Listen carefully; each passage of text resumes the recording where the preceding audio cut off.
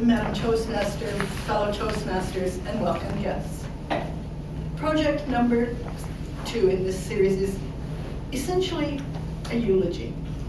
It's speaking in praise. This coming Sunday is Mother's Day, and every year this time, I think about this person, who is not my mother. My mother is still alive and well. She's 89.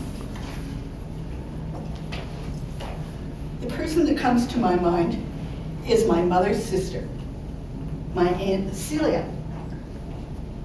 This is my mother.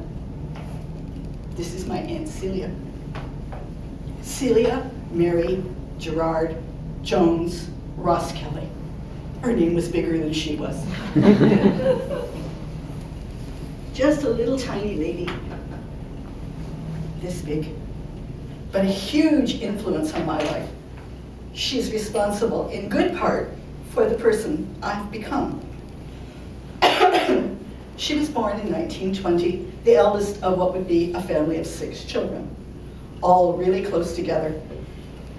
And she learned early to be the boss, and that never changed. My whole life, she was my other mother. She and my mother were very close, as some sisters are. And she was always around my house all the time. I can't remember very much of when she wasn't around. She did things ahead of her time. She had a driver's license in 1952, when not too many women did have a driver's license. And not only did she have a driver's license, she had her own car, which to me at 4 years old was miraculous. My auntie drove a car. It was really cool. She was a role model for me in a lot of ways. But one of the first things I remember was breaking my arm. I fell out of my crib when I was 3 years old and broke my arm. And didn't see fit to tell anyone that I'd done that, and went around being horrible, I guess, for a few days, until they took me to the hospital to have an x-ray. And I wouldn't go with the people into the room. Screamed, yelled, carried on, embarrassed my mother into the ground, and I wouldn't go. Until out of the x-ray room came my aunt. I didn't know as a little girl. She was an x-ray technician at Brantford General Hospital. Would I go with her? I would have gone to the end of the world with her in weeping. And she leaned over and she said, "Shh, Heather, don't tell your mother, but here's a lollipop. You sit up there and you be brave." And I sat up the table with the lollipop in my mouth and let them take pictures of my arm, and it was, in due course, it was fixed properly and life went on. My aunt lived most of her life alone.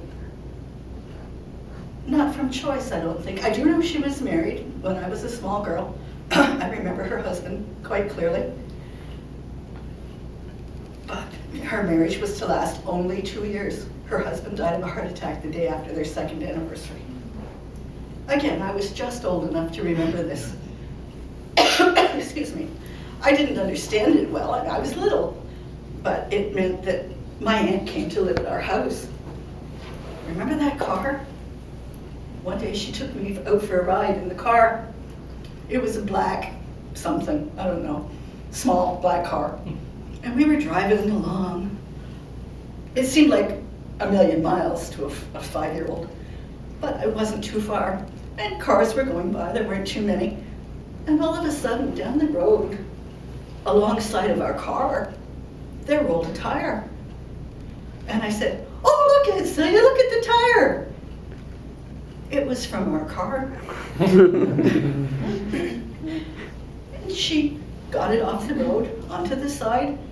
And I don't remember very much about what happened later, but I do remember she said, "Shh, Heather, don't tell your mother.